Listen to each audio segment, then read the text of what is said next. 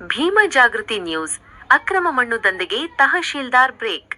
ಬಾಗಲಕೋಟೆ ಜಿಲ್ಲೆಯ ಜಮಖಂಡಿ ತಾಲೂಕಿನ ಮೈಗೂರ ಗ್ರಾಮದ ಕೃಷ್ಣಾ ನದಿ ತೀರದಲ್ಲಿ ರಾಜಾರೋಷವಾಗಿ ನಡೆಯುತ್ತಿದ್ದ ಅಕ್ರಮ ಮಣ್ಣು ದಂಧೆಗೆ ಅಧಿಕಾರಿಗಳು ಬಿಸಿ ಮುಟ್ಟಿಸಿದ್ದಾರೆ. ಘಟನೆಯ ಮುಖ್ಯಾಂಶಗಳು. ಸ್ಥಳ: ಮೈಗೂರ ಗ್ರಾಮದ ಕೃಷ್ಣಾ ನದಿ ತೀರ, ಜಮಖಂಡಿ ತಾಲೂಕು.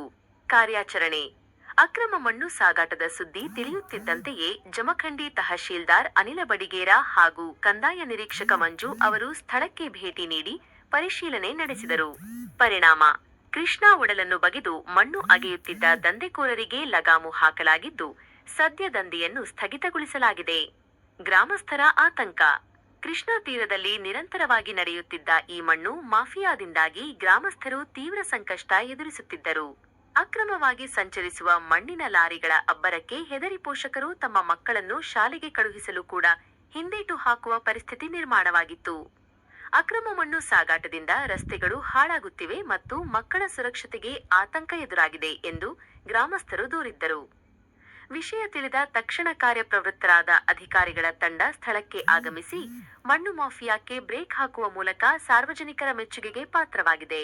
ವರದಿ: ಪರಶುರಾಮ್ ಕಾಂಬಳೆ, ಭೀಮ ಜಾಗೃತಿ ನ್ಯೂಸ್, ಜಮಖಂಡಿ.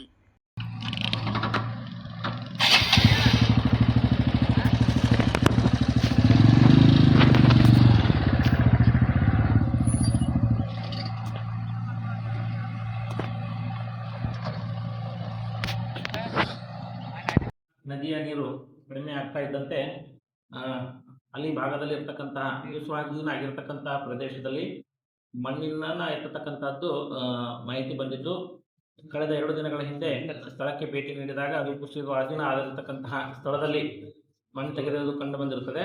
ಈಗಾಗಲೇ ಮಾನ್ಯ ಎಸ್ ಅವರ ನೇತೃತ್ವದಲ್ಲಿ ಎಲ್ಲ ತಾಲೂಕು ಮಟ್ಟದ ಅಧಿಕಾರಿಗಳಿಗೆ ಸಭೆಯನ್ನು ಜರುಗಿಸಿದ್ದು, ಅವರಿಗೆ ಮೇಲುಸ್ತುವಾರಿ ಮಾಡಲಿಕ್ಕೆ ಆದೇಶವನ್ನು ಮಾಡಿದ್ದಿರುತ್ತದೆ. ಆಯಾ ಗ್ರಾಮ ಪಂಚಾಯಿತಿಗಳ ವ್ಯಾಪ್ತಿಯಲ್ಲಿ ಎಲ್ಲಾದರೂ ಆ ರೀತಿ ಕಂಡು ಬಂದಲ್ಲಿ ಅದನ್ನು ನಿಗಾ ವಹಿಸಬೇಕು ಮತ್ತು ಅವರ ಮೇಲೆ ಸೂಕ್ತ ಕ್ರಮ ಕೈಗೊಳ್ಳಬೇಕಂತೇಳಿ ಮಾನ್ಯ ಮೇಲಧಿಕಾರಿಗಳು ಈಗಾಗಲೇ ಸಭೆಯನ್ನು ಜರುಗಿಸಿ ನಿರ್ದೇಶನ ನೀಡಿದ್ದು ಇರುತ್ತದೆ. ಅದೇ ರೀತಿಯಾಗಿ ನಾವು ಕೂಡ ಅಕ್ರಮವಾಗಿ ಯಾವುದೇ ಅನುಮತಿ ಇಲ್ಲದೆ ಮಣ್ಣನ್ನು ಎತ್ತುವುದು ಎಲ್ಲಾದರೂ ಕಂಡು ಬಂದಲ್ಲಿ ನಾವು ನಿರ್ದಾಕ್ಷಿಣ್ಯವಾಗಿ ಕ್ರಮ ಕೈಗೊಳ್ತೇವೆ ಅಂತ ನಾನು ಹೇಳ್ತೇನೆ.